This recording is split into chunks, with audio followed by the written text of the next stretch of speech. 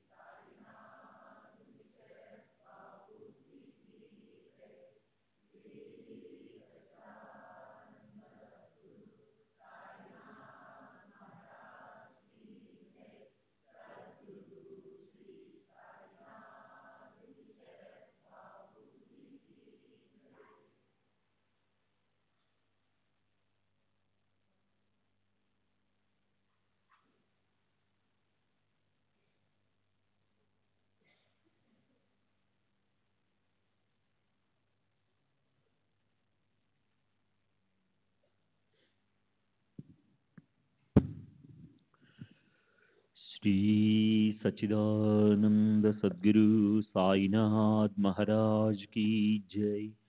सद्गुरु श्री साईनाथ शरद बाबू जी की जय। శ్రీ సాయినాథాయ నమః. శ్రీ సాయి సచ్చరిత్రము 17వ అధ్యాయం. ఈ అధ్యాయంలో శ్రేయం మరియు ప్రేయ లక్షణాలను వర్ణిస్తానని గత అధ్యాయంలో చెప్పాను కదూ. వాటిని శ్రద్ధగా శ్రవణం చేయండి. ప్రకాశం, అంధకారం అన్యోన్య సంబంధంతో ఒకేలా ఉన్నా అవి పరస్పరం భిన్నంగా ఉంటాయి. శ్రేయప్రేయాలు అంతే. ప్రియమైన వాటి కొరకు పరుగులు తీసే మనసు గలవారు స్వార్థంతో పతనమైపోతారు. శ్రేయం వివేక రూపమైతే ప్రేయం అవివేక రూపం. శ్రేయాలకు సంబంధించిన విషయాలు కేవలం జ్ఞానానికి సంబంధించినవి. ప్రేయాల విషయాలు అజ్ఞానానికి సంబంధించినవి. ప్రేయాలు వివేకులను ఎప్పుడూ పొరపాటు పడనివ్వవు. శ్రేయాలు అజ్ఞానులకు రుచించవు. కనక కామినుల యందు ప్రీతి, ఇంద్రియాలకు విషయ సుఖాలపై కోరిక ఉన్నంత వరకు, వివేక వైరాగ్యాలను సంపాదించుకోనంత వరకు ప్రేయాలే మధురంగా ఉంటాయి. నీరక్షీరాలు బాగా కలిసిపోయేలా ప్రేయాలు శ్రేయాలు కలిసే ఉంటాయి. మానస సరోవరంలోని హంస పాలను మాత్రం సేవిస్తుంది. ధీరులు, బుద్ధిమంతులు, అదృష్టవంతులు కేవలం శ్రేయాలనే ఆపేక్షిస్తారు. ప్రియాలకు ఎప్పుడూ విముఖులై ఉంటారు. కానీ మందబుద్ధులు శరీరం, పశువులు, సంతానం, ధనం, గౌరవం మొదలగు యోగక్షేమాల వెంటబడి ఒక్క ప్రేయాలనే సాధించుకుంటారు. శ్రేయాలు ఏవి, ప్రియాలు ఏవి, ఈ రెంటిని మానవులు బాగా తెలుసుకున్నా స్వతంత్ర బుద్ధి కలవారవటం వలన రెండింటిలో దేనిని గ్రహించాలి అన్నది వారి ఆధీనంలోనే ఉంటుంది. అయినప్పటికీ రెండూ ప్రాప్తించినప్పుడు దేనిని గ్రహించాలో నిర్ణయించుకోవడం కష్టం.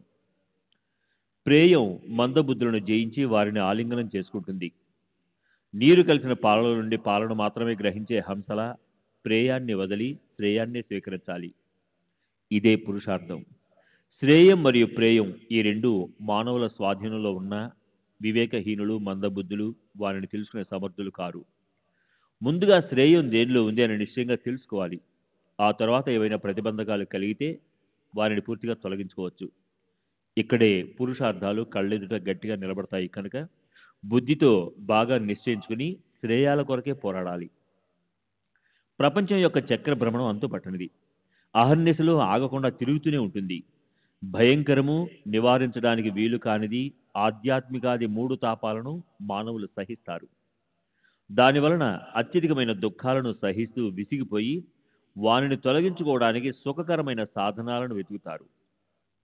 భరించలేని భవచక్ర భ్రమణం ఆగటానికి ఏ ఏ సాధనాలున్నాయని శ్రద్ధగా అన్వేషిస్తారు.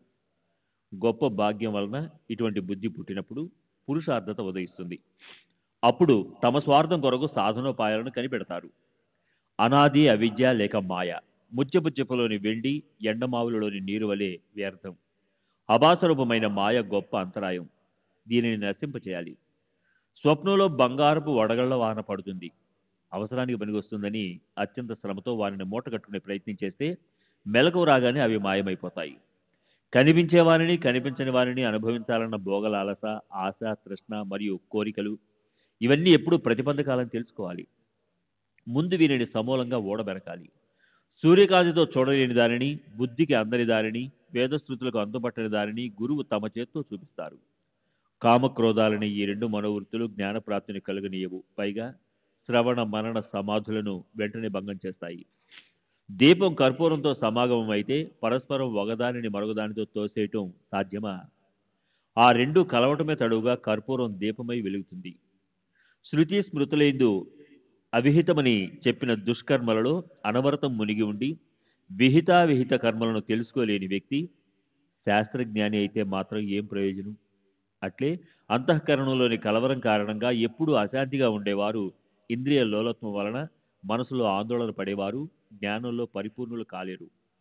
ఆచారాలను ఎరిగిన గురుపుత్రుడు మనసులో సంతృప్తిని కలిగి ఉంటాడు. నిశ్చలమైన మనసుతో ఆత్మానుసంధానం చేసేవాడొక్కడే జ్ఞాన సంపన్నుడు. సంసారి అయినా, మోక్షాన్ని కోరేవాడైనా తన అసలు గమ్యానికి చేరుకోవాలంటే శరీర రథాన్ని స్వాధీనంలో ఉంచుకోవాలి. కేవలం వాచాలుడు ఏం చేయగలడు? ఇక్కడ వాగ్దాటికి చోటు లేదు. అసలైన అభ్యాసం అవసరం. శరీరాన్ని రథంగా భావించి స్వయం స్థిరంగా కూర్చోవాలి.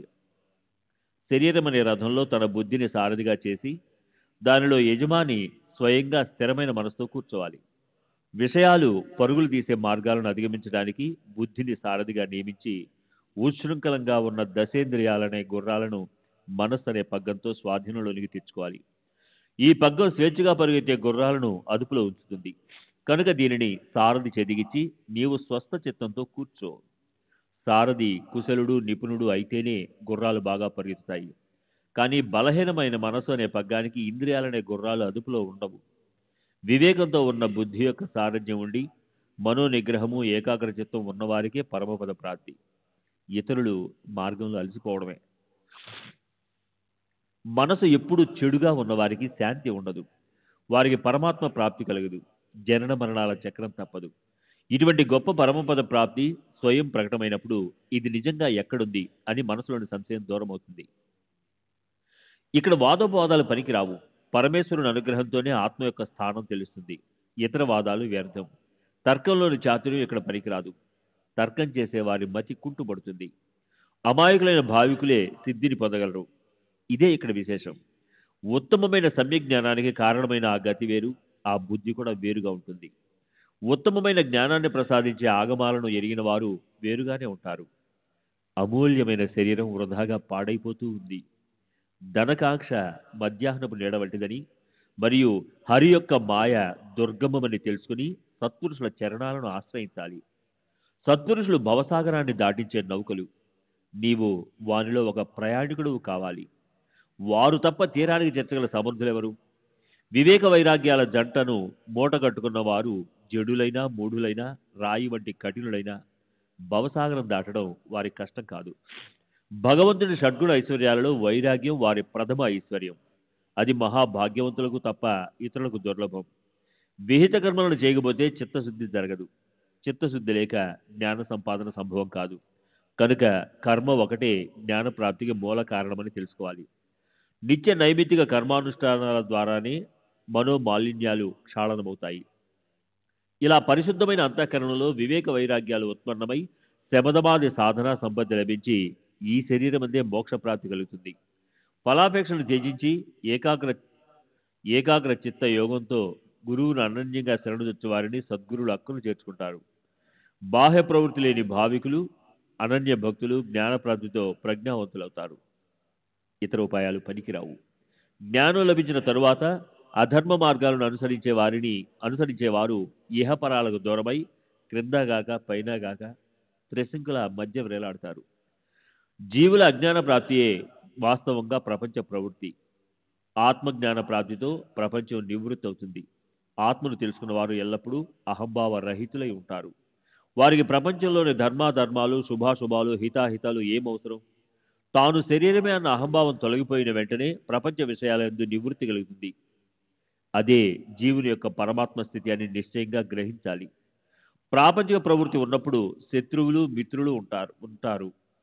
కానీ నివృత్తి ఎందు అలా కాదు. అంతటా నేనే కనిపించగా ఇక శత్రుత్వం మిత్రత్వం ఎక్కడుంటుంది? ఇటువంటి మహాసుఖం ముందు శరీరానికి కలిగే దుఃఖం ఏపాటిది? ఆ మహాసుఖం లభించాక ఇక ఐహిక సుఖాల కొరకు ఎవరు ఏడుస్తారు? ఐహిక దుఃఖాలు పర్వతాల వలె వారిపై పడ్డా ఏమాత్రం చలించరు. పర్వతరాజు వలె ధైర్యంగా ఎదుర్కొంటారు. భగవంతుడు ఎవరెందు ప్రసన్నుడవుతాడో వారికే వైరాగ్యాన్ని ఇస్తాడు. దానితో పాటు వివేకాన్ని కూడా జతచేసి వారిని భవసాగరం నుండి దాటిస్తాడు. అద్దంలో కనిపించే మొహం యొక్క ప్రతిబింబం వల్లే స్పష్టంగా ఆత్మను దర్శించుకోవాలని కోరిక కలిగిన వారికి ఇక్కడ భూలోకం పైన బ్రహ్మలోకం మూడో చోటు లేదు. యజ్ఞయాగాల ద్వారా దేవతలు తృప్తి చెందితే పితృలోక ప్రాప్తి కలిగి కర్మఫలాలను అనుభవించవచ్చు. కానీ ఆత్మజ్ఞానం లభించదు. గంధర్వ మహా జన సత్య తపోలోకాలలో ఆత్మ సాక్షాత్కారం అసలు సంభవం కాదు. అందువలన ఆత్మ సాక్షాత్కారాన్ని పొందాలన్న ఆసక్తి గలవారు భూలోకాన్నే కోరుకుంటారు.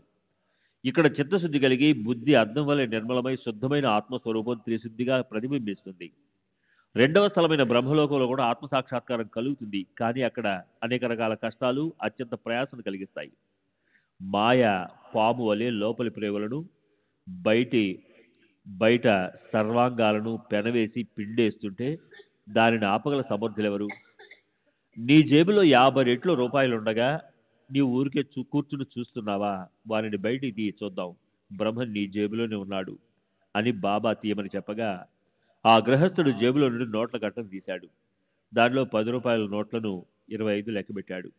అతడు లోపల సిగ్గుపడ్డాడు. మహారాజు ఎంతటి అంతర్జ్ఞాని అని అనుకుని బాబా ఆశీర్వచనాన్ని ఆశిస్తూ వారి చరణాలపై మస్తకాన్నుంచాడు. అప్పుడు బాబా అతనితో, నీ బ్రహ్మమును చుట్టి దాచేసుకో. నిన్ను చుట్టుకున్న లోభం తొలగిపోనంత వరకు నీకు బ్రహ్మజ్ఞానం లభించదు. ద్రవ్యంపైన వాంఛ వదలకుండా పుత్రులు పశువులు ధన సంపాదన అనేది ఆసక్తి గల వారికి బ్రహ్మజ్ఞానం ఎలా లభిస్తుంది? ధనంపై నీ మోహం చాలా కఠినమైనది. ధనతృష్ణ అనే సుడిగుండాలు గల దుఃఖాల చెరువులో మదమత్సరాలనే మకరాలు భరించలేనంతగా ఉంటాయి. కనుక ఒక్క విరాగియే తరించగలడు. లోభానికి బ్రహ్మకు అఖండ వైరం. లోభం ఉన్న చోట మనసుకు ఏకాగ్రత ఉండదు. ఆచార భ్రష్టుడైన లోభికి విరక్తి ముక్తి ఎలా సాధ్యం? లోభికి నిశ్చింత శాంతి సంతృప్తి ఉండవు. మనసులో ఒక్క లోభముందా సాధనలన్నీ మట్టి కొట్టుకుపోతాయి. శృతులు స్మృతులు అవిహితమని నిషేధించిన కర్మలను ఆచరించడంలోనే సదా ఆసక్తులైన దుశ్చరితులకు చిత్తశాంతి ఉండదు. వారిని విక్షిప్త క్షిప్తులని అంటారు. వారు ఎల్లప్పుడూ దుష్కర్మల ఎందే నిమగ్నులై ఉంటారు. మంచి చెడు చూడక ఎప్పుడూ విషయాలనే బురదలో పొర్లుతుంటారు. ఎంతటి విజ్ఞాన సంపన్నుడైనా ఫలాపేక్ష ఎందు విరక్తి కలుగనంత వరకు జ్ఞానం వ్యర్థం. అతడు ఆత్మ సంపన్నుడు కాలేడు. ఎవరైనా ఏదైనా కోరటానికి వచ్చినప్పుడు సత్పురుషులు ముందు అర్హతను చూస్తారు. వారి వారి యోగ్యతలను బట్టి వారి వారికి ఇస్తారు. అహర్నిశలు శరీరాభిమానంతో మనసులో విషయ చింతన ఉన్నవారికి గురూపదేశం వ్యర్థం. వారికి ఇహపరాలు రెండూ ఉండవు. చిత్తశుద్ధి లేకుండా పరమార్థ మార్గంలోనికి ప్రవేశించాలని అనుకుంటే తమ జ్ఞాన గర్వాన్ని చాటుకోవడమే గాని అది నిజంగా వ్యర్థం. తమకు నచ్చిన విషయాన్నే చెప్పాలి. జీర్ణమయ్యేంత అన్నమే తినాలి. లేకపోతే అన్నం వ్యర్థమై అజీర్ణమవుతుందని అందరికీ తెలిసిందే కదా. నా భోషాణం పూర్తిగా నిండి ఉంది. ఎవరు ఏది అడిగినా ఇవ్వగలను. కానీ పుచ్చుకునే వారి తాహతను చూసి వారు భరించగలిగినంతే ఇస్తాను. దీనిని శ్రద్ధగా వింటే నీవు కృతకృత్యుడవుతావు. ఈ పవిత్రమైన మసీదులో కూర్చుని నేను అసత్య వచనాన్ని పలుకను. ఇది సత్పురుషుని వాక్కు నుండి ప్రవహించిన అమృత ఝరి. దీనిలో భక్తిగా మునకలు వేస్తే మలక్షాళనమై అంతర్బాహ్య పరిశుద్ధి కలుగుతుంది. ఇటువంటి సాయినాథుని మహిమను వర్ణించసాగితే దానికి అంతం లేదు. నిరుపమానమైన వారిని ఏ ఉపమానంతో చెప్పగలం? వారు నిర్మలమైన ప్రేమకు మాత్రం ఆధీనులు. వారు సకల జనులకు తల్లి. ఆర్తులకు, కష్టాలతో అలసిపోయిన వారికి వారు విశ్రాంతి ధామం. ఆశ్రితులకు కల్పవల్లి, దీన దుర్బలులకు నీడ. ప్రపంచానికి తిలోదకాలు వదిలి మౌనంగా పర్వతాలలో, గుహలలో, ఏకాంత వాసంలో తమ శ్రేయస్సును సాధించుకునే వారు ఉంటారు. అటువంటి సాధువులు చాలా మంది ఉంటారు. వారు కేవలం తమ స్వార్థాన్ని లేదా పరమార్థాన్ని సాధించుకుంటారు. వారు ఇతరులకు ఏం ప్రయోజనం? సాయిబాబా అటువంటి కోవకు చెందినవారు కారు. వారికి ఆప్తులు, ప్రియులు, బంధువులు, ఇల్లు, వాకిలి, భార్య, పిల్లలు ఎవరూ లేకున్నా ప్రపంచంలోనే ఉన్నారు. శ్రీ సచ్చిదానంద సద్గురు సాయినాథ్ మహారాజ్ की जय. सद्गुरु श्री साईनाथुनि शरद बाबू जी की जय.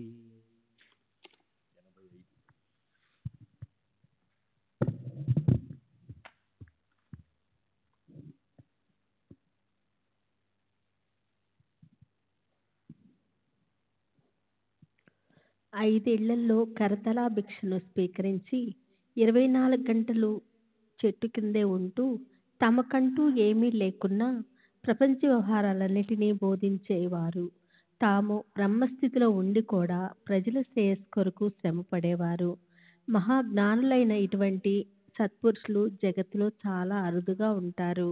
ఈ పవిత్ర రత్నము జన్మించిన ఆ కులము ధన్యము, ఆ వంశము ధన్యము, ఆ దేశము ధన్యము. పవిత్రులైన ఆ తల్లిదండ్రులు ధన్యులు. అనాయాసంగా పరుసవేది లభిస్తే పాషాణమనుకొని పారవేసుకున్నట్లు షిరిడీలోని ఈ పరమ భాగవతోత్తముని చాలా కాలం వరకు ఎవరూ తెలుసుకోలేదు. చెత్త కుప్పలో పడి ఉన్న రత్నము పిల్లలకు దొరికితే దాన్ని రాయి అనుకొని వారు ఇష్టం వచ్చినట్లు సంతోషంతో ఎగరవేసి కాలుతో తొక్కుతారు. మొదట బ్రహ్మజ్ఞానాన్ని కోరి వచ్చిన వ్యక్తి బాబా ఆశీస్సులతో తృప్తి చెందాడు. కఠినమైన మార్గాన్ని వదలాలి. నాకైనా మీకైనా అందరికీ అదే మార్గం. శబ్దాలను వింటూ, స్పర్శ సుఖాన్ని గ్రహిస్తూ, సువాసనాలను ఆక్రోనిస్తూ, బయట కనిపించే రూపాలను చూస్తూ, ఇలా బాహ్య విషయాలను సేకరిస్తున్నంత వరకు ఇంద్రియాలకు విషయాలపై సంయమనం కుదరదు. విషయ సుఖాలపై విముఖత లేకుండా, ఇంద్రియాలను నిగ్రహించకుండా ప్రత్యేగాత్మ దర్శనం అంటే ఆత్మజ్ఞానం అశక్యము. ముందు ఈశానాత్రయాలను వదిలి దృఢమైన శ్రద్ధా విశ్వాసాలతో సద్గురువుకు అనన్య శరణ పొందేవారు ఆత్మజ్ఞానానికి పాత్రులు. శ్రోత్రాది పంచ జ్ఞానేంద్రియాలు తమ తమ విషయాలను వదిలివేసినప్పుడు, మనసు స్వయంగా సంకల్ప వికల్పాలను వదిలిపెట్టినప్పుడు, అలా అన్నిటినీ నివృత్తి అయిన అంతఃకరణలో బుద్ధి కూడా నిశ్చయం చేసుకుని పనిని మానినప్పుడు అదే పరమగతి, అదే నిర్వాకార బ్రహ్మ. బుద్ధి నిశ్చయ శూన్యమై, మనసు కూడా చైతన్యమయమై ఆ పరమాత్మ ఒక్కడే తప్ప అన్యులెవరూ లేరని ఆత్మను తెలుసుకున్నవారు ధన్యులు. విషయ సుఖాల నుండి విముఖులైన వారి ఇంద్రియాలు ఆత్మోన్ముఖులవుతాయి. అప్పుడే నిజమైన ఆత్మసుఖం ప్రకటమవుతుంది. ఇతరమైనవన్నీ సుఖాలు కావు. విషయ వికారాలతో కప్పబడి అది సూక్ష్మంగా ఉన్న ఆత్మజ్ఞానాన్ని గ్రహించడం కష్టం.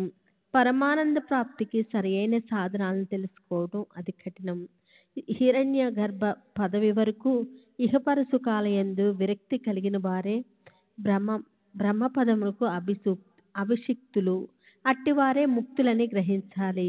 మనసును విషయాల నుండి మెల్లమెల్లగా వెనుకకు మరలించి ఆత్మస్వరూపంలో స్థిరపరిచి ఆత్మజ్ఞానాన్ని సంపాదించాలి. ఇహలోక పరలోక సుఖాలయందు వైరాగ్యం కలిగి హర్షశోకాది ద్వంద్వాదులను త్యజించిన బుద్ధిమంతులకే ఈ సుఖము. ఇదే ఆధ్యాత్మిక యోగము. అది దైవిక ఆధ్యాత్మిక. అది భౌతికాలనే తాపత్రయాల బడబానల జ్వాలలో బాగా మసిలిపోతున్న భవసాగరంలోని నీటిలో ఎవరు సుఖంగా ఉండగలరు? దాని నుండి తమను తాము ఉద్ధరించుకోవటానికి సాయిబాబా అనుగ్రహాన్ని పొందాలి. వారి చరిత్రను శ్రద్ధగా మననం చేయాలి. సాయినాథుని చరిత్రలోని వారి విచిత్ర లీలలను శ్రోతలు పుత్రమిత్రుల బంధ కరతలాలతో సహా వింటే ఇహపర సుఖాలు లభిస్తాయి. భాగ్యవంతులు శ్రద్ధాశ్రువులైన శ్రోతలు ఈ కథలను ఏకాగ్రతతో వింటే శాంతికే శాంతి లభిస్తుంది. ఈ కథ నిన్నరి ప్రవాహంలో కర్మాలనే లవణము కరిగిపోతుంది. శ్రవణ ద్వారాల నుండి సాయి యొక్క సుందర రూపం నయనాల్లోకి ప్రవేశిస్తుంది. ఈ చరిత్ర శ్రవణంలో పాతకాలు నశిస్తాయి. ఈ చరిత్ర శ్రవణంతో కాలునితో పోరాడి విజయాన్ని పొందుతారు. ఈ చరిత్ర శ్రవణాలతో శ్రోతలు పరమోత్సాహాన్ని ఉల్లాసాన్ని అనాయాసంగా పొందుతారు.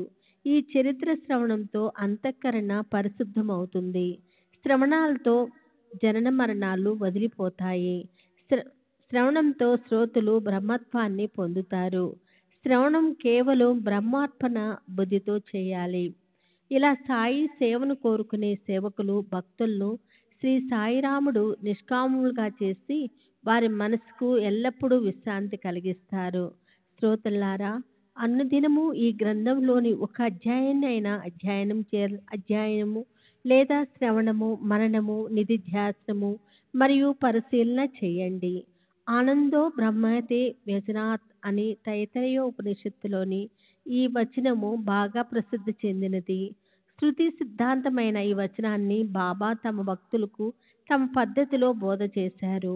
మీరు కించిత్తైనా దిగులు పడకండి, ఎల్లప్పుడూ ఆనందభరితులై ఉండండి, మరణం వరకు ఏ చింత పెట్టుకోకండి అని బాబా ఎప్పుడు బోధించేవారు.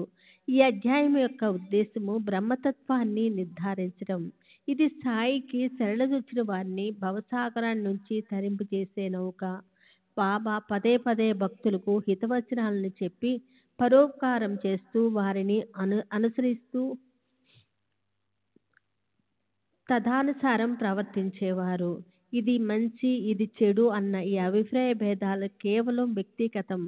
దీనివలన సామాన్య జనులకు సంతోషం కలుగుతుంది. అదే ఈ గ్రంథం యొక్క ప్రయోజనము. బాబా కార్యాకారాలను తెలుసుకుంటారు. వారి యొక్క సంకల్పాలు అనుసరించే భవిష్యత్తు జరుగుతుంది. శ్రీ సచ్చిదానంద సద్గురు సాయినాథ్ మహారాజ్ కి జై. శ్రీ సాయినాథ్ కి జై. గురువు నోటి నుండి వచ్చిన కథలను విని వారి అతర్క్య లీలలను అనుభవించి ఆ లీలలన్నిటినీ గుర్తుగా సంగ్రహించి ఇతరులకు వినిపించాలి. సాయి యొక్క ఈ అద్భుత చరిత్ర అత్యాదరంగా శ్రావణం చేస్తే చెప్పేవారి మరియు వినేవారి దైన్యము నశిస్తుంది. అంతేకాదు, అందరి చెడు రోజులు తొలగిపోతాయి.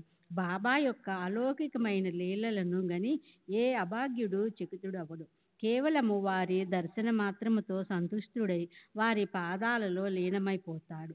విస్తారమైన ఈ చరిత్రాన్ని పరిశుద్ధమైన మనసుతో వినటానికి శుభప్రదమైన అవకాశం కలిగితే ఎవరు వృధా చేసుకుంటారు? పుత్రమిత్ర కలత్రాలనే సుడిగుండాలలో కామకోర్దాలనే మొసళ్ళు, అనేక రోగులనే తిమింగలాలు విజృంభిస్తుంటాయి. ఆశలనే అలలు కలవర పెడుతుంటాయి. ఉద్వేగాలనే దెబ్బలు మళ్ళీ మళ్ళీ తగులుతుంటాయి. సుఖదుఖాలనే ద్వంద్వాలు మనసులో సంశయాలను ఉత్పన్నం చేస్తాయి. అయినా ప్రపంచాన్ని వదిలిపెట్టరు. శుద్ధ బ్రహ్మపు నీవే, కానీ శరీరములో బంధించబడి ఉన్నావు. పంజరములోని తీగను గట్టిగా పట్టుకొని తలక్రిందులుగా వేలాడే చిలుకలా ఉన్నావు అని మనం స్వయంగా జీవాత్మకు బోధించాలి. కేవలము మోహమాయల వలన బుద్ధి భ్రమించింది. ఆ కారణంగా నీ శ్రేయస్సును మర్చిపోయావు అని నిన్ను నువ్వే హెచ్చరించుకొని త్వరగా నీ స్వరూపాన్ని తెలుసుకో. భ్రమ కారణంగా భ్రమ అధికమై మనసులో దేహాభిమానాది సంభ్రమాలు కలుగుతుంటాయి. నేను నాది అన్నది మృగతృష్ణ వంటిది తెలుసుకుని ఏ మమకారాలు లేకుండా ఉండాలి. నేను నీవు అన్న ఈ ప్రపంచంలో ఎందుకు చిక్కుకున్నావు? చిలుక, నీ కాలికి ఉన్న బంధాన్ని విదిలించుకొని పైకి విహరించు. ముక్త ఉన్న చోట బద్ధత ఉంటుంది. అట్లే బంధన ఉన్నప్పుడు ముక్తి కూడా ఉంటుంది. ఈ ఉభయ దశలు దాటి శుద్ధ ఆత్మ స్వరూపమందు స్థిరపడాలి. ఇదే ఇదే సాక్షేప జ్ఞానం. సుఖము మరియు దుఃఖం అనే అజ్ఞానాన్ని వదిలి జ్ఞానాన్ని సాధించుకుంటే బ్రహ్మజ్ఞానము సమీపంలోనే ఉంటుంది. శరీరములో నేను నీవనే భేద అభావం ఉన్నంత వరకు నువ్వు సాహిత్యాన్ని తెలుసుకోలేవు. అందువలన నీ నా అన్న దాన్ని వదిలేసి కృపణులా శరీరాన్ని అంటిపెట్టుకోవటం మానేసి నిన్ను నువ్వు తెలుసుకో. కుబేరుని వంటి ధనవంతుడు భిక్షావృత్తితో తిరుగుతుంటే అది కేవలము అజ్ఞానము వలన ఆపాదించుకున్న దౌర్భాగ్యమే. ఎప్పుడూ ఉత్తమమైన శాస్త్రాలు శ్రవణం చెయ్యాలి. సద్గురువు యొక్క వచనాలు విశ్వాసముతో పాటించాలి. వానిని శ్రద్ధగా అనుసంధానము చెయ్యాలి. జనులు గురువుల ఆచార పద్ధతులను చూచి తమ ఉద్ధరించుకోవటానికి మార్గాలను ఎన్నుకుంటారు. అలా అసంఖ్యాక జీవులు ఉద్ధరించబడి మోక్షాన్ని సహజంగా పొందుతారు. భవబంధనాలు విడిపోయే గడియ ఎప్పుడు వస్తుందా అని అహర్నిశలు ఆలోచించేవారు త్వరగా విముక్తి పొందుతారు. శ్రీ సచ్చిదానంద సద్గురు సాయినాథ్ మహారాజ్ కీ జై. సద్గురు శ్రీ సాయినాథుని శరత్ బాబూజీకి జై. ప్రపంచం నిస్సారమని బాగా తెలుసుకొని వీలైనంత వరకు ఏకాంతాన్ని సదుపయోగం చేసుకొని ఏకాంతంలో ఎప్పుడు అధ్యయనంలోనూ ఆత్మ చింతలోనూ ఉండాలి. శిష్యులు సంపూర్ణ వినయ విధేయతలు, శ్రద్ధ, భక్తి గల మనస్సుతో సాష్టాంగపడి శరణు వేడితే తప్ప గురువు జ్ఞాననిధిని ప్రసాదించరు. గురువుకు సర్వస్వాన్ని అర్పించి వారి శుశ్రణ చేయాలి. బంధ మోక్షాల గూర్చి బాగా తెలుసుకోవాలి. విద్య అవిద్య గురించిన ప్రశ్నలను గురువును అడిగి తెలుసుకొని సఫలతను చెందాలి. ఆత్మ ఎవరు, పరమాత్మ ఎవరు అన్న విషయాలను గురువు తప్ప ఎవరూ చెప్పరు. గురువుకు సంపూర్ణంగా శరణాగతులైతే తప్ప వారు ఏకాస్త జ్ఞానాన్ని ప్రసాదించరు. గురువు కాక ఇతరులు ఎవరైనా జ్ఞానబోధ చేసినా దానితో భవబంధనాలు విడిపోవు. అది కించెత్తైన మోక్ష ఫలప్రదం కాదు. అది మనసులో అసలు నాటుకోదు. గురువు వినా జ్ఞాన ప్రాప్తి లేదని పండితులందరికీ విదితమే. బ్రహ్మ మరియు ఆత్మ ఒకటే అన్న విషయాన్ని అనుభవింపజేసే సామర్థ్యం గురు చరణాలకే ఉంది. అక్కడ ఏ సందేహాలు లేకుండా దర్భ అభిమానాలను వదిలేసి గురువుకు సాష్టాంగ దండ ప్రణామం చేసి వారి చరణాలపై శిరస్సు ఉంచాలి. దృఢమైన మనసుతో గురు చరణాలను గట్టిగా పట్టుకొని నేను మీ దాసానుదాసుని, మీ పాదాలనే నమ్మాను అని నోటితో అంటే చాలు. ఇక వారి చమత్కారాన్ని చూడండి. దయాసాగరులైన ఆ గురువు తమ అనుగ్రహం అనే అలల శయ్యపై తేలి ఆడించగలరు. తమ అభయాస్తాన్ని శిరస్సుపై ఉంచి ఇడ పింగళ నాడులను సరిచేసి సమస్త పాతకాల రాశిని దహించి వేసి నుదుట విభూదిని పెడతారు. ఆ విధంగా బాబా బ్రహ్మజ్ఞానాన్ని కోరి వచ్చిన వ్యక్తిని కేవలం నిమిత్త మాత్రునిగా చేసి భక్తులకు బ్రహ్మ నిరూపణను, జీవుని శివుని ఐక్యతా జ్ఞానాన్ని సంపూర్ణంగా బోధించారు. ఇంతటి గొప్ప విద్య, అనుపమానమైన ప్రజ్ఞ ఉన్న సాయి మహారాజుకు హాస్యరసం ఎందుకు ఇష్టం? వినోదం వారికి ఎందుకు ప్రీతికరం అని సహజంగా అనుమానం కలుగుతుంది కదూ. బాగా ఆలోచిస్తే ఒకటే సమాధానం. శ్రద్ధగా వినండి. పసిపిల్లలతో మాట్లాడుతూ వారి వచ్చిరాని ముద్దు మాటలతో ఆనందిస్తున్నప్పుడు మనం ఎవరమైనా పెద్దవారిలా ప్రవర్తిస్తామా? ఆ ప్రేమను శబ్దాలు వర్ణించగలవా? వినోదంగా హాస్యాలతో జ్ఞానబోధ ఒక కళ. పొట్టలో ఏ రోగం ఉందో పిల్లలకు తెలుస్తుందా? వారికి మందు మాత్రలు తల్లి ఇవ్వాలి. వారు ఒకవేళ మందు త్రాగక మొండికేస్తే వారిని ఒకప్పుడు బ్రతిమలాడి బామాడి లేదా ఒకప్పుడు కళ్ళు ఎర్రజేసి లేదా బెత్తం దెబ్బలు తగిలించో లేదా ఒకప్పుడు ప్రేమగా గుండెలకు హత్తుకునేది తల్లియే. బాలురు పెద్దవారయ్యాక వారి బుద్ధి తీవ్రతను బుద్ధి మాంద్యాన్ని గమనించి వారిని లాలించాలి. అట్లే జ్ఞానంలో కూడా తీక్షణమైన బుద్ధిగల వారు జ్ఞానోపదేశాన్ని క్షణమాలస్యం లేకుండా త్వరగా గ్రహిస్తారు. అదే మందబుద్ధి గల వారి తలకు ఎక్కించడం చాలా కష్టం. జ్ఞాననిధి అయిన సాయి సమర్థులు ముందు భక్తుల యొక్క బుద్ధిని వారి పాత్రతను నిర్ధారించి జ్ఞానాన్ని సమృద్ధిగా వితరణ చేస్తారు. వారు పూర్ణ అంతర్జ్ఞాని. వారికి అందరి గురించి ముందే తెలుసు. వారి వారి అర్హతలను అనుసరించి సాధనను నియమిస్తారు. అట్లే వారి వారి అర్హతలను తెలుసుకొని వారి యోగ్యతలను అయోగ్యతలను అనుసరించి భక్తుల బాధ్యతలను వహిస్తారు. మనం పైకి వయసు మళ్ళిన వారి వలె కనిపించిన సాయి సిద్ధుని ఎదుట నిజంగా పిల్లల కంటే పిల్లలం. ఎప్పుడు వినోదం కోసం ఆతృత పడతాం. బాబా వినోదానికి నిలయం. ఎక్కడ ఎవరికి ఏది రుచిస్తుందో చక్కగా తెలుసుకొని భక్తుల కోరికలను తీర్చి వారిని సంతుష్టులను చేస్తారు. బుద్ధిమంతులు కానీ లేదా మందబుద్ధులు కానీ ఈ చరిత్రను పఠిస్తే పరమానందం కలుగుతుంది. శ్రవణం చేస్తే వినాలనే కుతూహలం పెరుగుతుంది. మననం చేస్తే సంతృప్తి ఆనందం లభిస్తాయి. మరలా మరలా పఠిస్తే పరమార్థ జ్ఞానం కలుగుతుంది. నిధి ధ్యాసలు చేస్తే మహద ఆహ్లాదం అనంతమైన సుఖం లభిస్తుంది. ఇది ఇటువంటి అమోఘమైన లీల. ఇలాంటి అనుభవాన్ని కించిత్తైనా పొందిన భాగ్యవంతులు కాయ వాచ మనసులతో సాయికి అంకితమైపోయారు. సాయి లీలలు తర్కానికి అంతుపట్టనివి. హేమాడు సాయి చరణాలకు శరణొచ్చి బ్రహ్మజ్ఞానం కోరి వచ్చిన వ్యక్తిని నిమిత్త మాత్రంగా చేసి భక్తుల శ్రేయస్సుకై బాబా వినోదం ద్వారా జ్ఞాన ప్రదానం చేయడం చెప్పాడు. తర్వాతి అధ్యాయం ఇంతకంటే మధురమై శ్రవణార్థుల కోరికను తీరుస్తుంది. బాబా నా మనసులో రహస్యంగా ఉన్న కోరికను స్పష్టంగా వెల్లడి చేసి తీర్చడం. నేను మాధవరావు వద్దకు వెళ్ళి అతనికి బాబా యొక్క సందేశాన్ని అందించి బాబా యొక్క అనుగ్రహాన్ని పొందిన విషయాన్ని సంపూర్ణంగా వినండి. స్వస్తి శ్రీ సంత సర్జన ప్రేరితము భక్త హేమాడు పంతు విరచితమైన శ్రీ సాయి సమర్థ సచ్చరిత్రలో బ్రహ్మజ్ఞాన కథనమను 17వ అధ్యాయం సంపూర్ణం. శ్రీ సద్గురు సాయినాథార్పమస్తు. శుభం భవతు. శ్రీ సచ్చిదానంద సద్గురు సాయినాథ్ మహారాజ్ की जय. सद्गुरु श्री साईनाथुनि शरद बाबूजी की जय. सच्चिदानंद सद्गुरु साईनाथ महाराज की जय. सद्गुरु श्री साईनाथ निसरत बाबूजी की जय. శ్రీ సాయి సచ్చరిత్ర 18వ అధ్యాయం.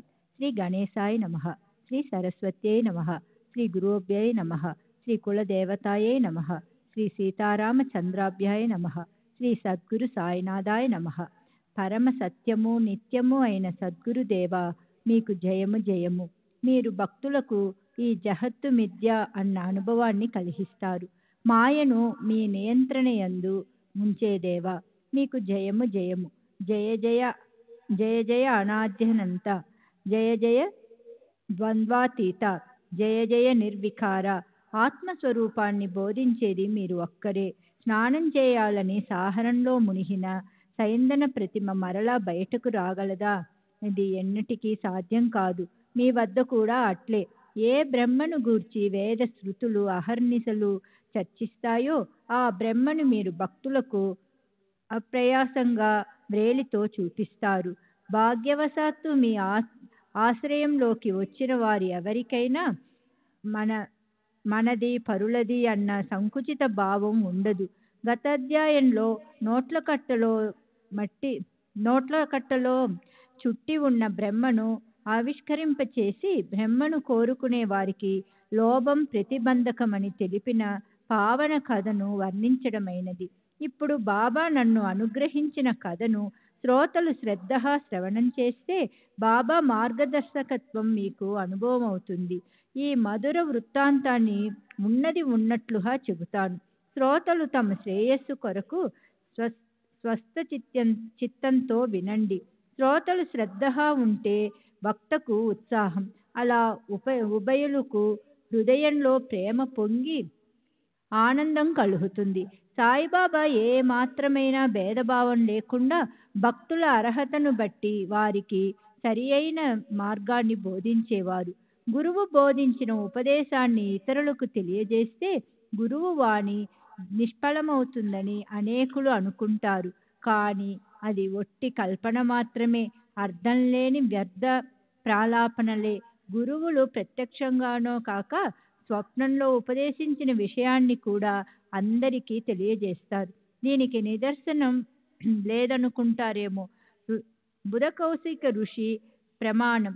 అతడు తనకు స్వప్నంలో బోధించిన రామరక్షా దీక్ష మంత్రాన్ని అందరికీ చెప్పేశాడు. గురువు వర్షాకాలంలోని మేఘం. వారు ఆనందమనే జలాన్ని ఉత్సాహంగా వర్షింపచేస్తారు. దానిని స్వీకరించుకుని దాచుకోవడానికి కాదు, యథేచ్ఛగా తాము సేవించి ఇతరులకు కూడా పంచిపెట్టాలి. తల్లి బిడ్డల ఆరోగ్యం కోసం వారి చిబుకాలను పట్టుకుని మాయ మాటలను చెప్పి వారికి మందు త్రాహిస్తుంది. బాబా కౌశలం కూడా అంతే. వారి మార్గం రహస్యంగా ఉండేది కాదు. వారు ఏ విధంగా అకస్మాత్తుగా భక్తుల కోరికలను తీర్చేవారో శ్రద్ధగా వినండి. సద్గురువు యొక్క సాంగత్యం ధన్యం. దాని మహిమను ఎవరు వర్ణించగలరు? సద్గురువు యొక్క ఒక్కొక్క వచనాన్ని స్మరించుకుంటే స్ఫూర్తి పొంగుతుంది. భక్తిగా భగవంతుని ఆరాధన, గురు పూజ, గురు సేవ చేస్తే గురువు యొక్క ఆశ్రయం లభిస్తుంది. ఇతర సాధనలు అన్ని వ్యర్థం. మనసులోని విక్షేపం మరియు ఆవరణల కారణంగా భావాన్ని దాటే మార్గం అయోమయంగా అస్పష్టంగా ఉంటుంది. మనసులోని విక్షేపం మరియు ఆవరణల కారణంగా భావాన్ని దాటే మార్గం అయోమయంగా అస్పష్టంగా ఉంటుంది. దానిని నిర్విఘ్నంగా దాటటానికి గురువు యొక్క వచనాల దీపకిరణాల వల్ల మార్గాన్ని సూచిస్తాయి. గురువే ఈశ్వరుడు, బ్రహ్మ విష్ణు మహేశ్వరుడు. వాస్తవానికి గురువే పరమేశ్వరుడు. గురువే పరాత్పర పరబ్రహ్మ. గురు జనని, గురువు జనకుడు. భగవంతుడు కోపిస్తే గురువు రక్షిస్తాడు, కానీ గురువు కోపిస్తే ఎవరూ రక్షించరని ఎప్పుడూ గుర్తుంచుకోవాలి. ప్రవృత్తి మార్గంలోనూ మరియు ప్రపంచం నుండి బయటపడే తీర్థవ్రతాది నివృత్తి మార్గంలోనూ ధర్మ అధర్మ కార్యాలలో విరక్తిని, వేద శృతులలోని జ్ఞానాన్ని బోధించే ప్రవక్త గురువే. అతి కోమల హృదయులు, కరుణామయులు అయిన సత్పురుషులు బుద్ధిని వికసింపచేసి ఆత్మస్వరూపం యొక్క వైభవాన్ని చూపించి భక్తుల కోరికలను తీరుస్తారు. దానితో విషయ వాసనలు తొలగిపోయి నిద్రలో కూడా జ్ఞానదృష్టి ఉంటుంది. వారి కృపతో వివేక వైరాగ్యాలు అనే ఫలాలు చేజిక్కుతాయి. సత్పురుషుల సాంగత్యంలో ఉంటూ ప్రేమతో వారి సేవ చేస్తే భక్త కామ కల్పద్రముడైన భగవంతుడు స్వయంగా కష్టాలన్నింటినీ నివారిస్తారు. ఎల్లప్పుడూ సత్పరాయణులై ఉంటూ సత్పురుషుల కథలను శ్రవణం చేయాలి. సత్పురుషుల పాదాలకు వందనం చేయండి. పాప ప్రక్షాళనమవుతుంది. శ్రీ సచ్చిదానంద సద్గురు సాయినాథ్ మహారాజ్ కీ జై. సద్గురు శ్రీ సాయినాథుని శరత్ బాబూజీ కీ జై. శ్రీ సచ్చిదానంద సద్గురు సాయినాథ్ మహారాజ్ కీ జై. సద్గురు శ్రీ సాయినాథ్ శరత్ బాపూజీ కీ జై. ముంబైలో బ్రిటిష్ ప్రభుత్వంలో లార్డ్ రే గవర్నర్గా ఉన్నప్పుడు క్రాఫర్డ్ పాలన పడిపోయింది. ఆ సమయంలో బాగా ప్రసిద్ధి చెందిన ఒక వ్యక్తి బాబా భక్తిలో పడ్డాడు. తాపత్రయాలతో ఉన్న ఈ ప్రపంచం ఒట్టి అసత్యం. ఆ వ్యక్తికి వ్యాపారంలో నష్టం వాటిల్లి మనసుకు చాలా విరక్తి కలిగింది. దానితో అన్నింటినీ వదులుకొని బయటపడ్డాడు. మనసు అస్థిరమై చంచలమైపోయింది. దూరంగా ఎక్కడికైనా వెళ్ళి ఏకాంతంగా సుఖంగా ఉండాలన్న ఆలోచనలను బాగా దృఢం చేసుకున్నాడు. జీవులు అత్యంత కష్టాల్లో ఉన్నప్పుడు దేవుడు గుర్తుకు వస్తాడు. అప్పుడు వారు భగవంతుని స్మరిస్తూ అతని వెంట పడతారు. పాపకర్మలను ఆచరించడం తగ్గిపోయినంత వరకు భగవంతుడు నామం నోటికి రాదు. అయినా భగవంతుడు జీవుల భక్తిని చూచి వారిని సత్పురుషులతో కలుపుతాడు. ఆ భక్తునికి కూడా అట్లాగే జరిగింది. ప్రపంచంపై బాగా విరక్తి చెందిన ఆ వ్యక్తిని చూచి అతడు మిత్రుడు అతనికి చెప్పిన హితవచనాలను వినండి. మీరు సాయి సమర్థుని దర్శనానికి షిరిడీ వెళ్ళి దయామయులైన ఆ సత్పురుషుణ్ణి ప్రార్థించండి. సత్పురుషుల సాంగత్యం ఒక్క క్షణం లభించినా చంచలమైన మనస్సు నిశ్చలమై తక్షణం హరిచరణాల్లో లగ్నమైపోతుంది. అక్కడి నుండి వెనుకకు మరలడం కష్టం. జనులు దేశ దేశాల నుండి వచ్చి సాయి పాదధూళిలో పొర్లుతారు. ఆ సాయి మహారాజు ఆజ్ఞను పాటిస్తూ వారి సేవ చేస్తూ తమ అభిష్టాలను తీర్చుకుంటారు. ప్రసిద్ధమైన వారి కీర్తి ప్రతిష్టలను ఆబాల వృద్ధులందరికీ తెలుసు. వారి దయ కలిగితే దుఃఖ నివృత్తి కలుగుతుంది. షిరిడీ ఒక పవిత్ర క్షేత్రం. అక్కడ అహర్నిశలు జాతరలాగా ఉంటుంది. మీరు కూడా వెళ్ళి మీ అనుభవాన్ని చూడండి. సత్పురుషుల దర్శనంతో ఎప్పుడూ మంచి చేకూరుతుంది అని మిత్రుడు చెప్పాడు. వర్షాలు లేక ఎంతగానో దుఃఖితుడైన దరిద్రునికి అకస్మాత్తుగా బాగా వర్షం కురిసినట్లు, ఆకలితో ప్రాణం అలమటిస్తూ ఉంటే పంచభక్షాలు వడ్డించినట్లు స్నేహితుడు చెప్పిన సలహాను స్వీకరించాడు. దానితో తన అనుభవాన్ని తెలుసుకోవాలని షిరిడీ మార్గాన్ని పట్టాడు.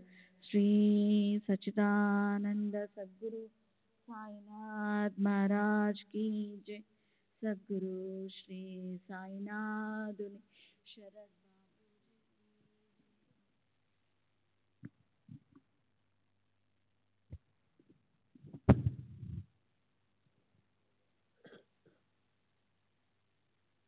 దాంతో తన అనుభవాన్ని తెలుసుకోవాలని షిరిడీ మార్గాన్ని పట్టాడు. గ్రామం చేరి సాయిని దర్శించుకుని సాష్టాంగ ప్రణామం చేశాడు. వెంటనే అతని నయనాలు తృప్తి చెందాయి. మనసు శాంతించింది. పూర్ణ పరబ్రహ్మ సనాతనుడు స్వయం జ్యోతి నిరంజనుడైన సాయిని చూచి అతని మనస్సు సుప్రసన్నమైంది. పూర్వార్జిత పుణ్య ఫలం వల్ల భాగ్యవశాత్తు బాబా చరణాలు లభించాయని అనిపించింది. సాయి దర్శనంతో నిశ్చింత కలిగి మనసుకు శాంతి చేకూరింది. అతని ఉపనామం సాటే. దృఢ నిశ్చయం కలవాడు. గురుచరిత్ర పారాయణను నియమనిష్టలతో ఆరంభించాడు.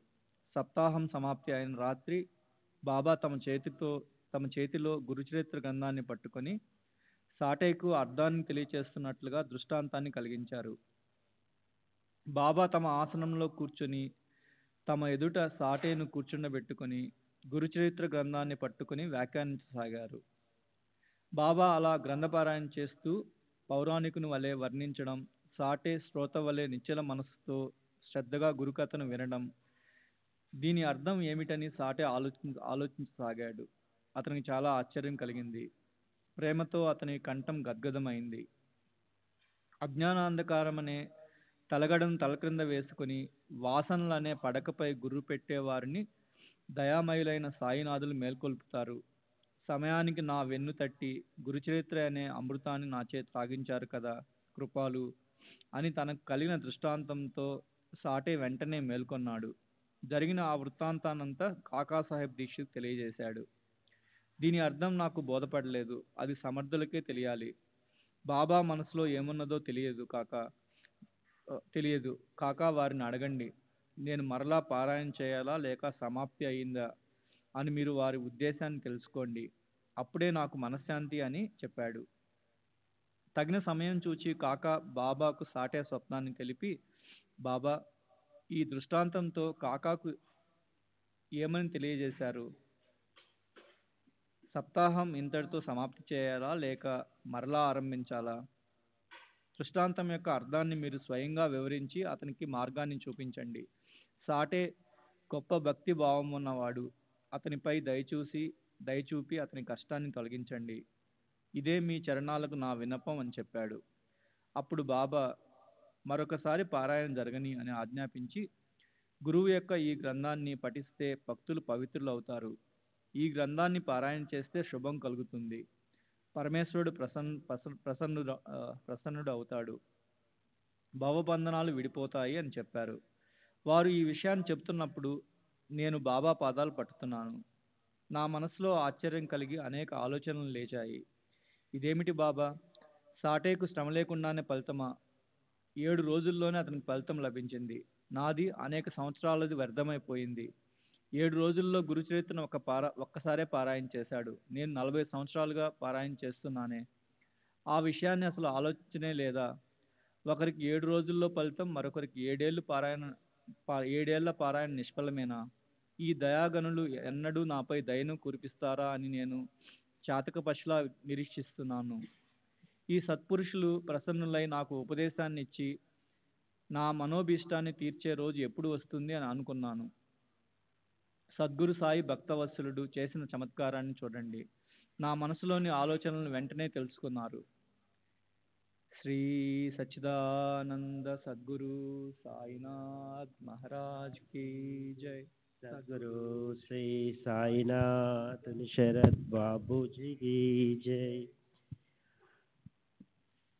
అజ్ఞానం వలన కోటి మంచి చెడు వాసనలు మనసులో వెంటనే లేస్తుంటాయి. అవన్నీ బాబాకు తెలుస్తాయి. మనసు ఆలోచించినట్లు శత్రువులు కూడా ఆలోచించరు. ఇది అందరికీ బాగా తెలిసినదే. ఇతరులకు ఎవరికి తెలియనివి సాయి మహారాజుకు వెంటనే తెలిసిపోతాయి. కానీ కరుణామయైన ఆ తల్లి అందరి దురాలోచనలను తన కడుపులో దాచుకుంటుంది. మంచి ఆలోచనలు కలిగినప్పుడు బాబా ప్రోత్సహించపరుస్తారు. బాబా నా మనోగతాన్ని తెలుసుకొని ఇలా అన్నారు. లేచి శ్యామ వద్దకు వెళ్ళి అతని వద్ద నుండి 15 రూపాయలను తీసుకొని రా.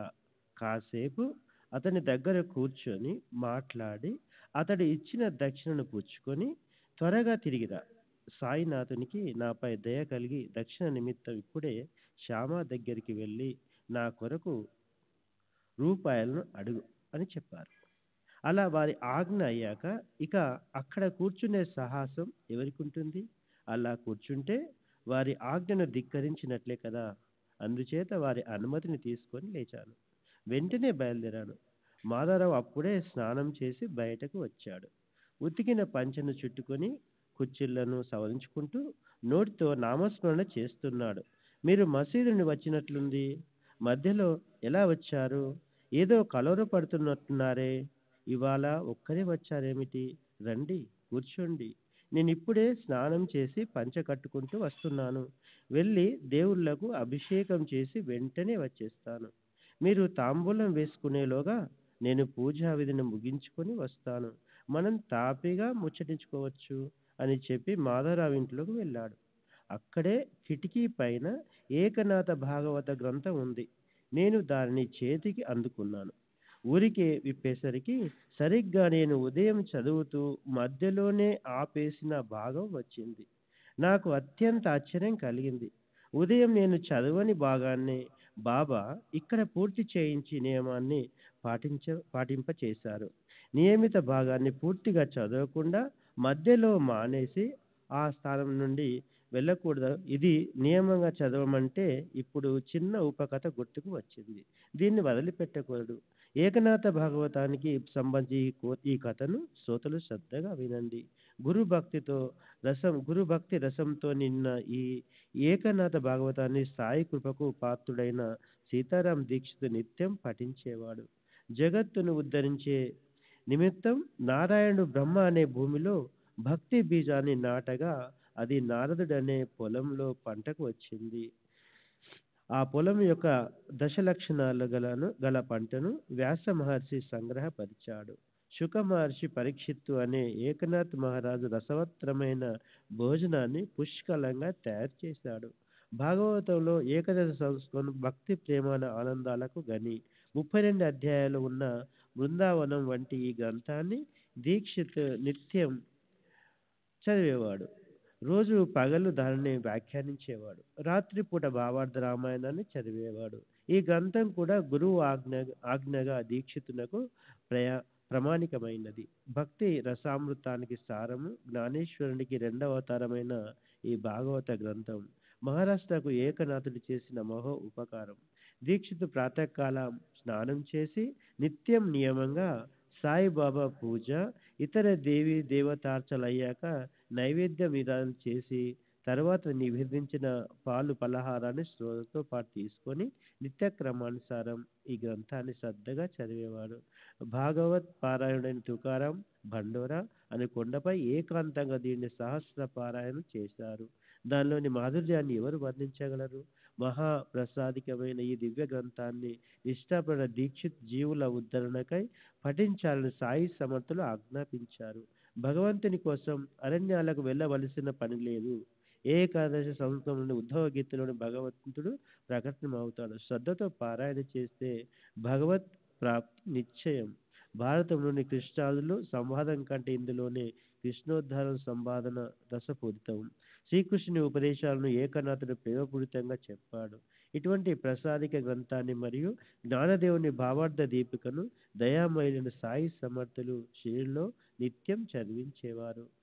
సఖారం హరి జోగ్ సాఠేవాడలో భాగవతాన్ని గంతకం చదవన్న బాబా ఆజ్ఞ. ఇది భక్తులకు చాలా ఉపయోగకరంగా ఉండేది. భక్తుల శ్రేయస్సు కోసం బాబా వారిపై కరుణతో ఈ గ్రంథాన్ని ప్రతిరోజు వారితో శ్రవణం చేయించేవారు.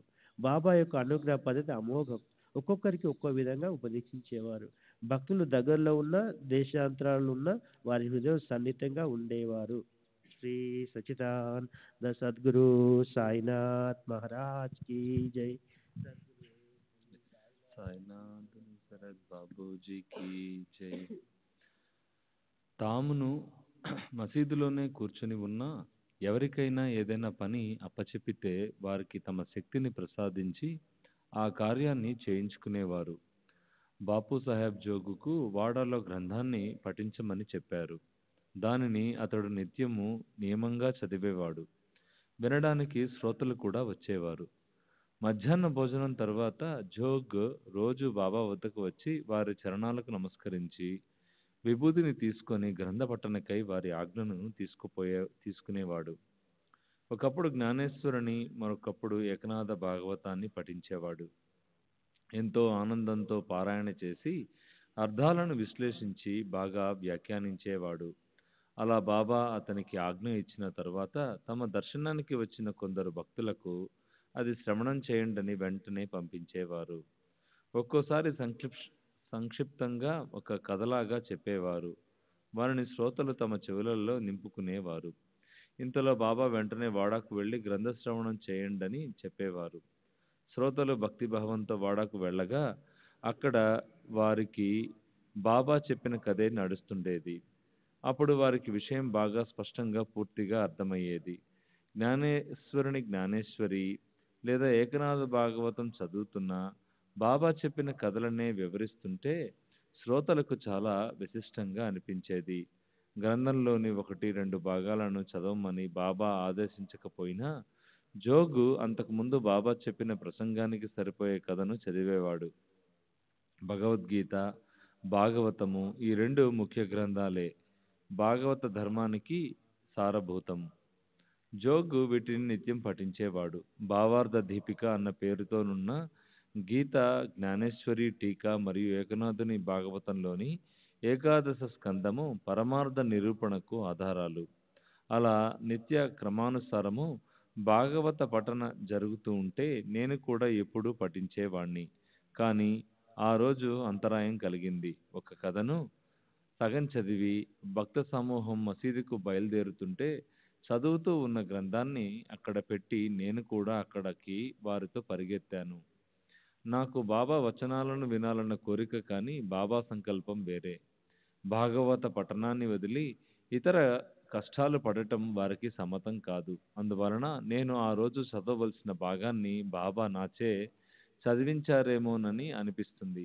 వారి లీలలను తలుచుకుంటే ప్రేమ ఉప్పొంగుతుంది. ఇక్కడితో భాగవత కథ ఉపకథ కూడా అయిపోయినవి. మాధవరావు పూజ ముగించుకొని బయటకు వచ్చాడు.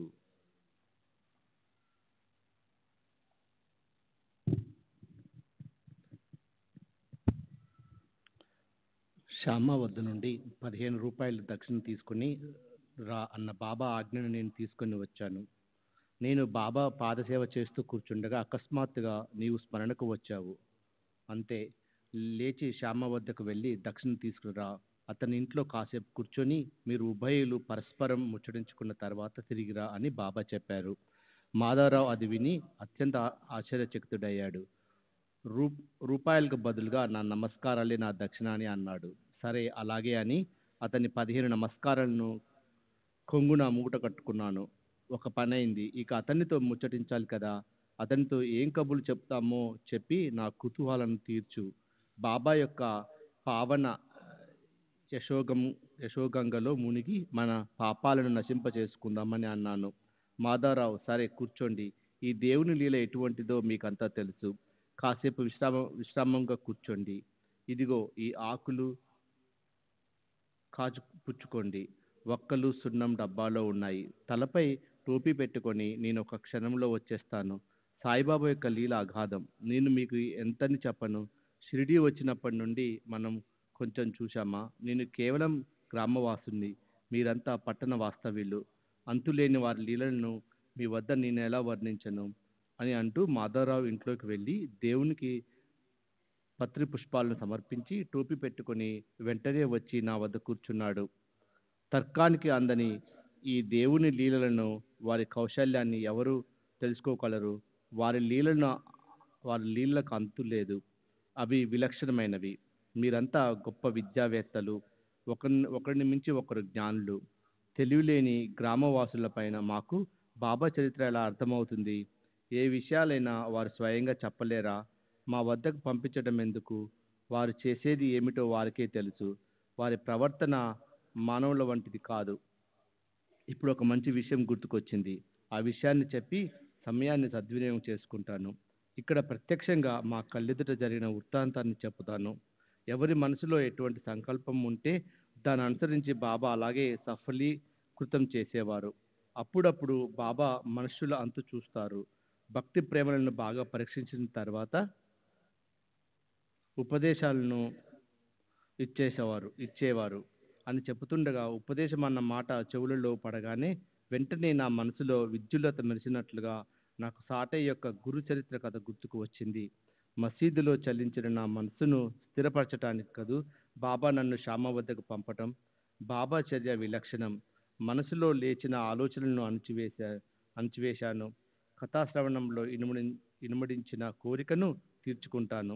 బాబా యొక్క లీలలను, మాటలను కొంచెం కొంచెం చెబుతుంటే వారి భక్త వాత్సల్యాన్ని గమనించి మనసుకు ఆనందం కలిగింది. అటు తర్వాత శ్యామ మరో కథను చెప్పసాగాడు. ఒక దేశముఖ స్త్రీ ఉండేది. ఆమె సత్పురుషుల దర్శనం చేసుకోవాలని కోరిక. సాయిబాబా కీర్తిని విని దర్శించుకోవాలన్న సంకల్పంతో ఆమె సంగంనేరు జనుల వెంట షిరిడీకి వచ్చింది. కాషా దేశ్ముఖ్ యొక్క తల్లి. ఈమె పేరు రాధాబాయి. సాయి చరణాల యందు నిష్ట కలిగి వారి దర్శనం చేసుకుంది. దానితో మార్గములో కలిగిన అలసట తీరింది. సాయి పాదాల యందు భక్తి కలిగింది. తను వచ్చిన పని గుర్తుకు వచ్చింది. సాయి సమర్థుని గురువుగా చేసుకుంటే వారు తనకు ఉపదేశాన్ని ఇస్తారు. దానితో పరమార్థాన్ని సాధించుకోవచ్చు అని ఆమె మనసులోని కోరిక. ఆమె వయసులో వృద్ధురాలు. బాబాపై అత్యంత భక్తితో ఎలా అయినా వారి వద్ద ఉపదేశాన్ని గ్రహించాలని మనసులో నిర్ధారించుకుంది. బాబా స్వయంగా ఏదైనా మంత్రాన్ని ఉపదేశించి నన్ను అనుగ్రహించేంత వరకు ఎక్కడికి వెళ్ళను. శ్రీ సాయి సత్పురుషులలో శ్రేష్ఠులు, పవిత్రులు. వారి నోటి నుండే మంత్రాన్ని గ్రహించాలి. మరెక్కడ తీసుకున్నా అది అపవిత్రం. కనుక నన్ను అనుగ్రహించాలి అని ఆమె మనసులో దృఢ నిశ్చయం చేసుకొని అన్నపానాలు మాని సత్యాగ్రహం చేస్తూ కూర్చుంది. శ్రీ సచిదా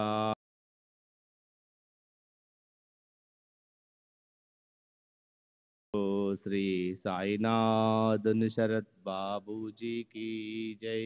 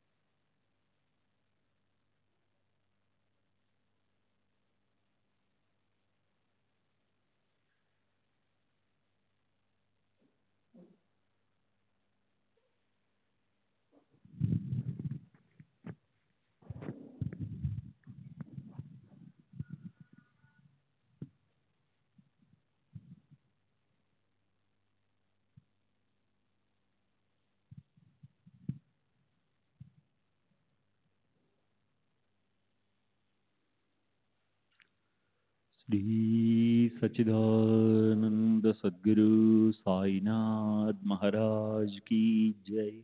सद्गुरु श्री साईनाथ शरद बाबू जी की जय.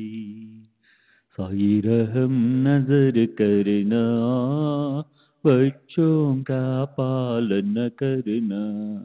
साई रहम नजर करना, बच्चों का पालन करना. जाना तुमने जगत पसारा, सब ही झूठ जमाना. जाना तुमने जगत पसारा, सब ही झूठ जमाना. साई रहम नजर करना, बच्चों का पालन करना. साई रहम नजर करना, बच्चों का पालन करना. मैं अंधा हूँ बंदा आपका, मुझसे पथ दिखलाना. मैं अंधा हूँ बंदा आपका, मुझसे पथ दिखलाना. साई रहम नजर करना, बच्चों का पालन करना. साई रहम नजर करना, बच्चों का पालन करना. दास गण कहे अब क्या बोलूं, थक गई मेरी रसना. दास गण कहे अब क्या बोलूं, थक गई मेरी रसना. साई रहम नजर करना, बच्चों का पालन करना. साई रहम नजर करना, बच्चों का पालन करना. रहमो नजर करो अब मोरे साई, तुम बिना नहीं मुझे माँ बाप बाई. रहमो नजर करो मैं अंधा हूँ बंदा तुम्हारा. मैं अंधा हूँ बंदा तुम्हारा. मैं ना जानू, मैं ना जानू, मैं ना जानू. अल्लाह इलाही. रहमो नजर करो, रहमो नजर करो अब मोरे साई, तुम बिना नहीं मुझे माँ बाप भाई रहमो नजर करो काली जमाना मैंने गमाया काली जमाना मैंने गमाया साथी आखिर का साथी आखिर का साथी आखिर का तुम बिना कोई रहमो नजर करो रहमो नजर करो अब मोरे साई तुम बिना नहीं मुझे माँ बाप भाई रहमो नजर करो अपने मस्जिद का झाड़ू गड़ो है अपने मस्जिद का झाड़ू गड़ो है मालिक हमारे मालिक हमारे मालिक हमारे तुम बाबा साई रहमो नजर करो रहमो नजर करो अब मोरे साई तुम बिना नहीं मुझे माँ बाप भाई रहमो नजर करो। श्री सच्चिदानंद सद्गुरु साईनाथ महाराज की जय। सद्गुरु श्री साईनाथ शरद बाबू जी की जय।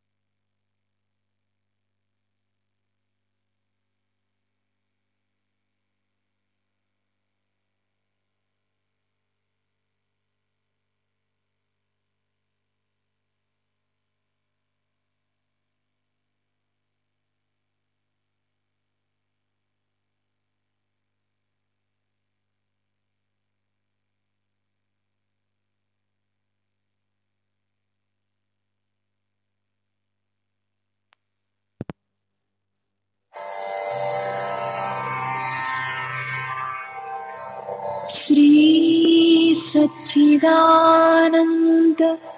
सद्गुरु साईनाथ महाराज की जय। सद्गुरु श्री साईनाथुनि शरद बाबू जी की जय।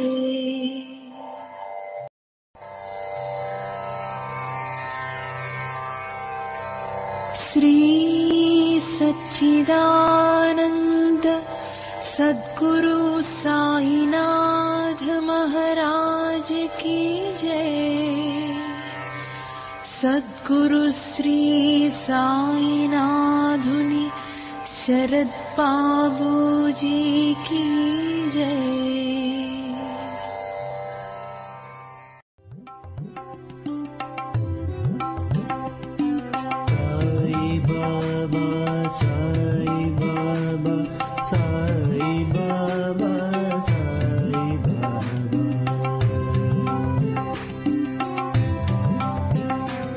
साई बाबा